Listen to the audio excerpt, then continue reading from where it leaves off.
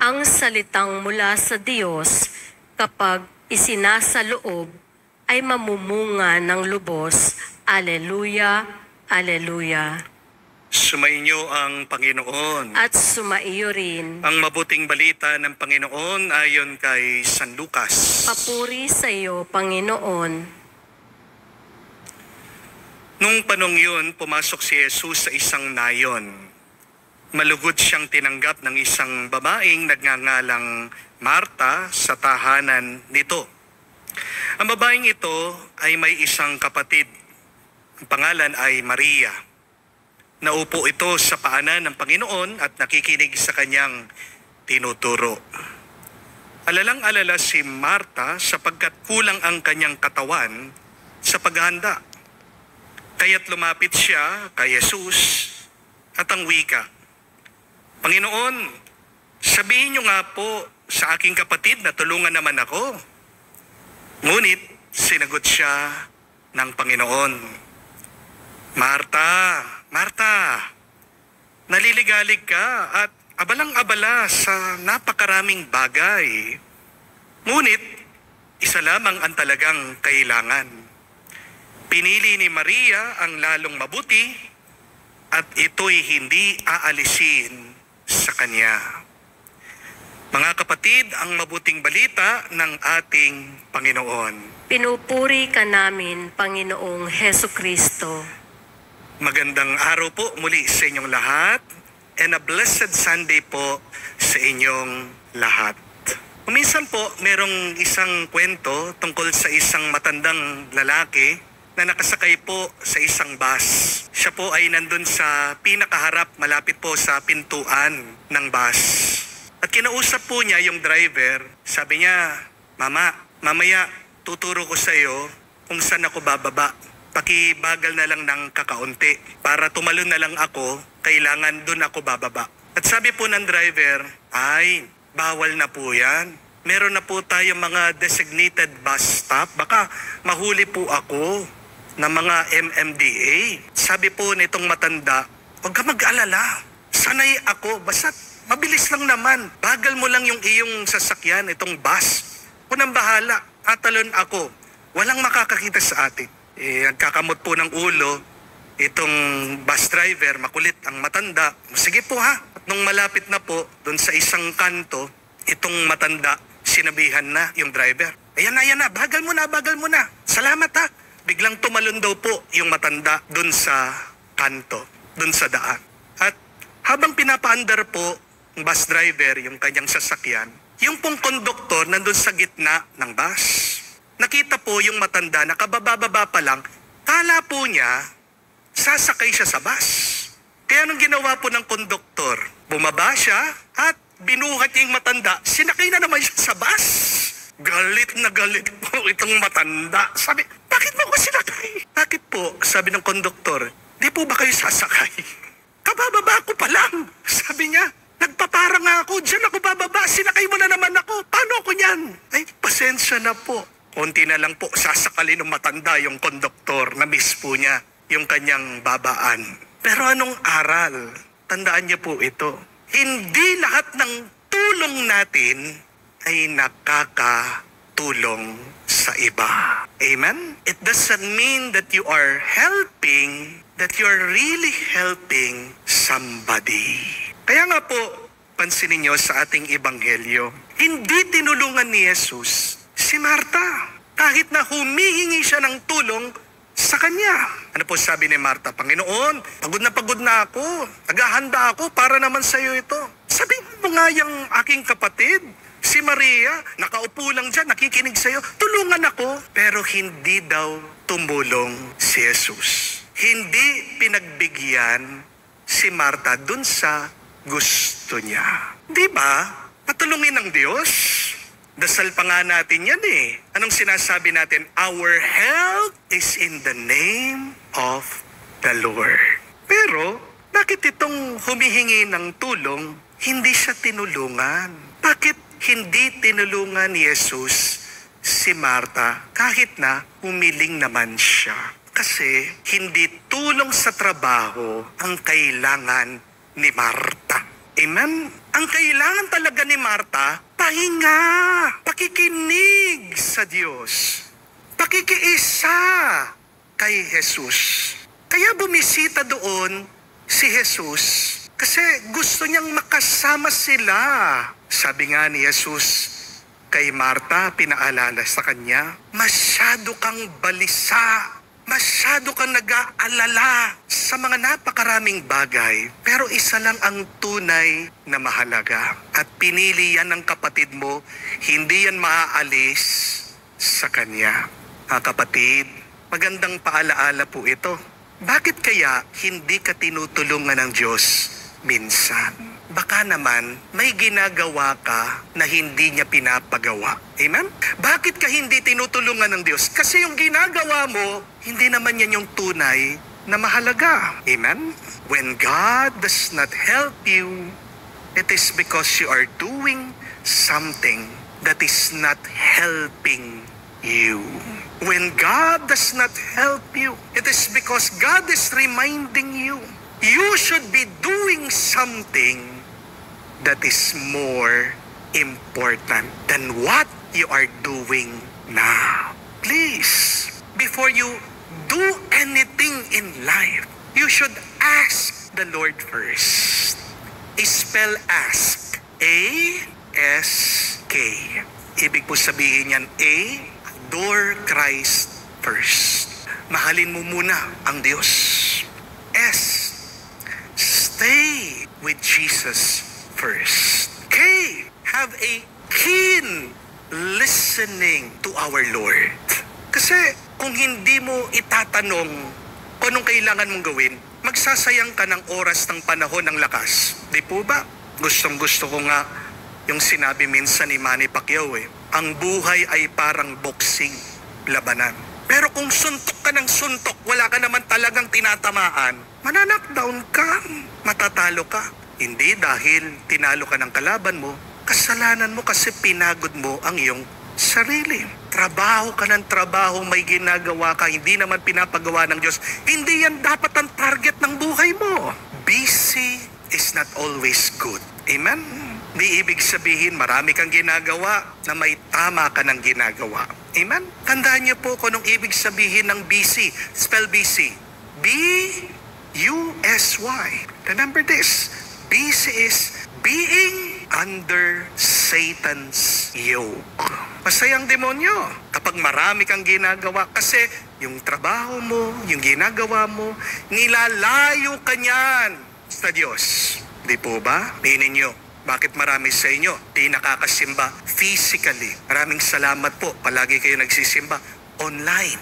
Pero iba pa rin po yung physically. Pupunta ka sa simbahan, tatanggapin mo yung katawan, yung dugo ni Kristo. Ano ang dahilan na napakarami sa inyo? Anong excuses? Father, busy po ako Dami ko pong trabaho. Just a gentle reminder, my dear friends, the Lord did not made you just to work. Amen? Why did God made you? So that God can love you. Kung gusto lang pala ng Diyos na magtrabaho ka na magtrabaho, dapat hindi ka niya ginawang tao. Dapat ginawa ka na lang niyang robot o makina. At tanong ko po, robot ka ba? Makina ka ba? Bakit wala kang tigil? Bakit hindi ka humihinto? May I remind you once again that you are called a human being. You are not a human doing. Kapag nagtatrabaho ka na nagtatrabaho, ang talaga sinasabi mo? Pride yan, kataasan yan. Kapag hindi ka humihinto, hindi ka marunong magdasal, sinasabi mo sa Diyos, di kita kailangan. Kailangan ko itong trabaho ko, itong magbibigay sa akin ng pera. Ang sinasabi mo talaga sa Diyos, hindi ako nagtitiwala sa iyo. Kailangan ko itong trabaho ko para mabuhay kami ng pamilya ko. Kapag hindi ka humihinto sa trabaho mo, sinasabi mo sa Diyos, Lord, kaya ko na kahit wala ka. Pero ang tanong, kaya mo ba talaga ang lahat mag-isa? Can you provide for everything in your life? Can your work help you with everything in your life? Sagutin niyo po. Alam niyo ang sagot dyan. Baka naman kamukha mo si Marta. Masyado kang alalang-alala sa pagkain. Pero nakakalimutan mo, yung bisita mo, yung pinapasok mo sa bahay mo, sa buhay mo, ang Diyos, si Jesus, nagmimilagro ng pagkain. Kaya niyang paramihin ang pagkain. Kaya niyang kanyang busugin. Di po ba? Hindi lang niya pupunuin ang iyong tiyan, may sobra-sobra pa. Kaya bang gawin yon ng iyong trabaho? Kahit na trabaho ng trabaho, di ba? Palaging kulang. Baka naman kamukha mo si Marta. Balisang-balisa ka sa comfort, pleasure. Gusto mong pahinga ka. Gusto mong maginhawang iyong buhay. Kakalimutan mo si Jesus.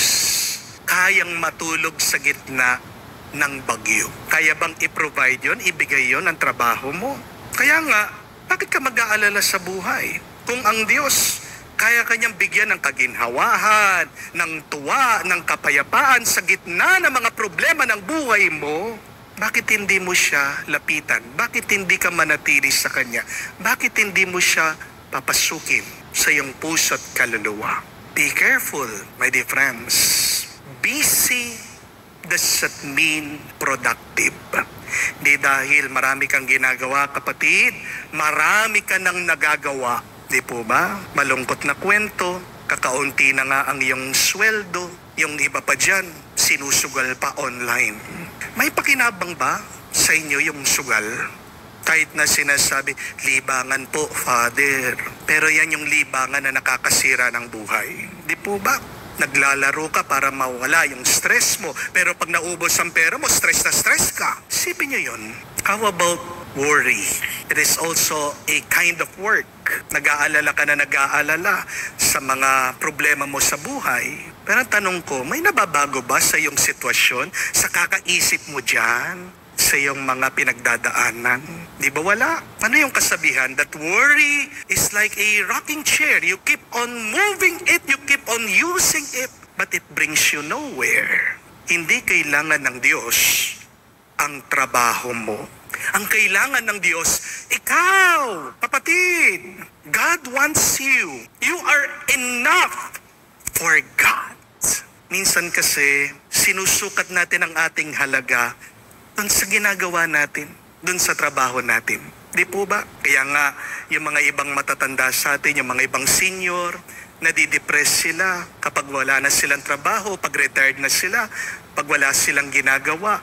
Feeling nila, wala na silang kwenta. But please, understand this. Remember this. God does not measure your worth by your work. Ang halaga mo, kapatid, hindi naman nakikita yan dun sa iyong trabaho, dun sa iyong ginagawa. You are important with or without work. God loves you even if you're doing something or not doing anything. May trabaho ka, wala kang trabaho, kumikita ka, baon ka sa utang, mayaman ka, mahirap ka. Di mahalaga yan sa Diyos. Ang mahalaga sa Diyos, mahal ka niya. Kahit na madalas hindi mo siya mahal. Yan ang mabuting balita. God does not need your work. God needs your time. God needs your presence. God needs your focus. Hindi ko po sinasabi na wag na kayo magtatrabaho, ha? Ang sinasabi ko lang po, alamin mo ano ang dahilan bakit nagtatrabaho ka, bakit nagpapagod ka. Ang sinasabi ko lang po, sana alamin mo ano bang pinakamahalaga sa buhay mo, yun yung unahin mo. Ang mga empleyado po, required po silang magkaroon ng SSS, Social Security System. Para po pag nag-retire, di ba, may pension sila, may tulong sa kanila. Pero alam niyo po, ang Diyos, nire-require ka din niya magkaroon ng SSS. Ano po yung SSS ng Diyos? Remember this. S, slow down. S, stay with God. And another S is savor the moment.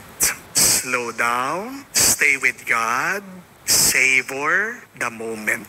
It is because in our world today, one of the silent diseases, illness that kills us is restlessness. Hindi tayo tumitigil, masyado tayong balista, masyado tayong nag-aalala, pinapatay natin ang ating sarili sa trabaho. This is not the will of God. Hindi yan ang kagustuhan ng Diyos. Ang kagustuhan ng Diyos ay mabuhay ka, ang magkaroon ka ng buhay na umaapaw. Meron po tayong isang follower, nung minsan po pinuntahan ako, nilapitan, nag-open up po ng kanyang problema tungkol po sa kanyang anak. 10 years old pa lang po yung bata. Diniagnose po nila with autism. Ang autism po pala, ngayon ko lang nalaman, hindi lang po inborn yan ha. Acquired din daw po. At saan nakuha ng bata? Nakinig po kayo mga parents. Yung bata po palaging nakatutok sa gadget, sa cellphone. Nagkaroon po ng epekto sa kanyang pag-iisip. Kaya nga po, nasira yung pag-aaral ng bata, pinalabas po dun sa kanyang eskwela, stress na stress po itong nanay, di po niya alam kung anong gagawin. But that is a warning. Natotoo po ito kasi kinwento din po ng isang kaibigan ko. May isang rehab po tayo dito sa Bulacan. Ang ginagawa po nila, tinutulungan nila yung mga addicted din po sa social media. At mabibigla po kayo, hindi lang po mga teenager ha. Meron din po mga matatanda, abogado, doktor, meron pong engineer, mga negosyante. Sakit na po ang hindi tumitigil ang ating isip, yung hindi na tayo nakakapagpahinga. Isipin niyo po yun. Kaya nagkakaroon tayo ng problema, hindi lang po sa ating kalusugan, pero sa ating kalooban. We are so restless. We keep on moving. At sa Amerika po, ang ginawa nila, isang therapy para daw po gamot sa mga addicted sa social media. Yung mga hindi mapakali, yung mga palaging anxious, balisa.